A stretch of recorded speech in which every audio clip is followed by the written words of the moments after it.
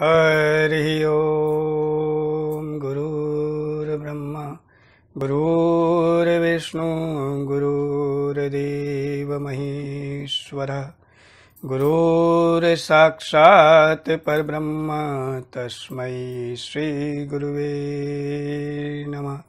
बोलिए श्री सद्गुरु भगवान की जय। बोलिए श्री गणपति महाराज की जय। कर्पूर गौरम करुणावतारम संसार सारम भुजगेन्द्रहारम सदा वसन्तं हृदयारविन्दे भवां भवानी सहितं नमामि। बोलिए श्री गौरी शंकर भगवान की जय। हरि ओम। श्री श्रावण मास महात्म्य कथा 21वां अध्याय। आइए आज हम श्री श्रावण मास महात्म्य की कथा के अंतर्गत 21वें अध्याय का श्रवण करते हैं। इस अध्याय में महादेव ने सनत कुमार जी को श्रावण मास की पूर्णिमा तिथि पर किए जाने वाले कृत्यों का वर्णन किया और रक्षाबंधन की कथा कही।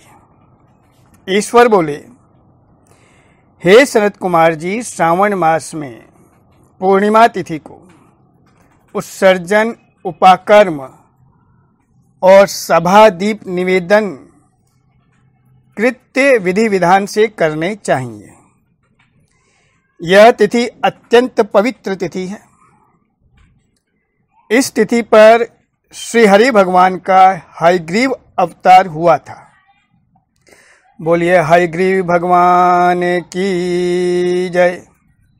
अतः इस तिथि पर हयग्रीव जयंती का महोत्सव मनाना चाहिए। श्रावण पूर्णिमा के दिन श्रवण नक्षत्र में भगवान श्री हरि हयग्रीव के रूप में प्रकट हुए और सर्वप्रथम उन्होंने सभी पापों का नाश करने वाले सामवेद का गान किया। भगवान हयग्रीव जम्मू कश्मीर में सिंधु और वितस्ता नदियों के संगम स्थान में श्रवण नक्षत्र में अवतरित हुए थे।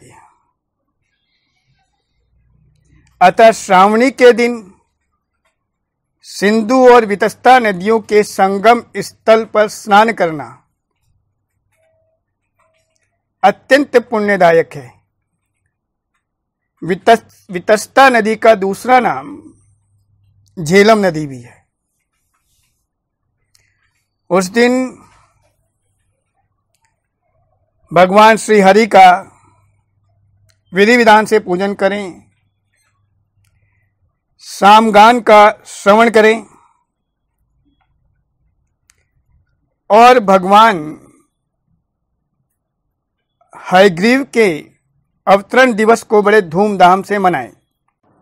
महादेव बोले कि हे सनत कुमार जी, इसी दिन श्रावण मास की पूर्णिमा के दिन रक्षाबंधन का पवित्र त्योहार भी मनाया जाता है, जो सभी रोगों को दूर करने वाला, सभी अशुभों का नाश करने वाला है। हे मुनिश्रेष्ठ, इस प्रसंग में एक प्राचीन इतिहास है, ध्यान से सुनिए। पूर्व काल में 12 वर्षों तक देवासुर संग्राम होता रहा और इस संग्राम का कोई निर्णय नहीं हो रहा था।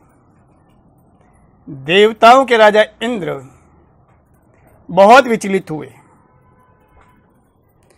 इंद्राणी ने जब इंद्र को इतना विचलित देखा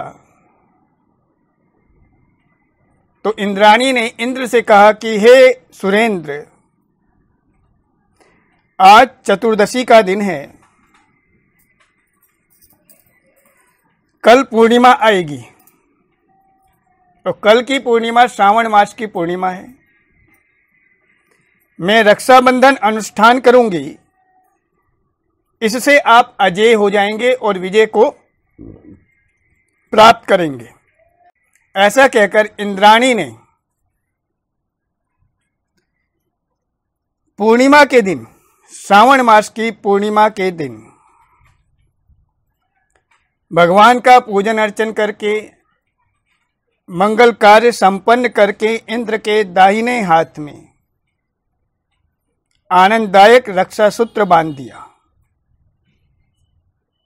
ब्राह्मणों ने स्वस्ति वाचन किया। अब रक्षाबंधन से युक्त इंद्र ने दानव सेना पर आक्रमण किया और क्षण भर में उन्हें जीत लिया। इस प्रकार विजयी होकर इंद्र तीनों लोकों में पुनः प्रतापवान हो गए। हे मुनीश्वर, मैंने आपसे रक्षाबंधन के इस प्रभाव का वर्णन कर दिया, जो विजय प्रदान करने वाला, सुख देने वाला और पुत्र, आरोग्य तथा धन प्रदान करने वाला है।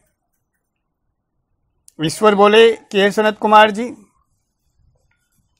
विधि विधान से रक्षा सूत्र इस दिन अपने हाथ में बंधवाना चाहिए। जो भी व्यक्ति श्रावण मास की पूर्णिमा के दिन रक्षाबंधन करवाता है, वह पुत्र पौत्रों सहित वर्ष भर अत्यंत सुख से रहता है।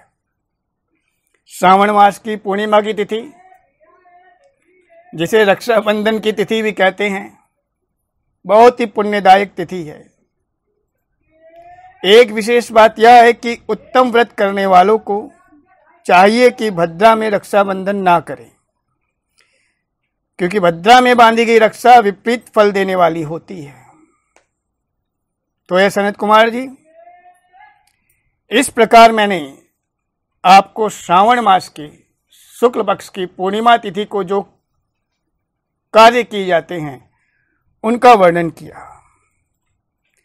इस वर्णन को सुनने से भी अनेकानेक पुण्य की प्राप्ति होती है। इस प्रकार 21वां अध्याय संपूर्ण हुआ।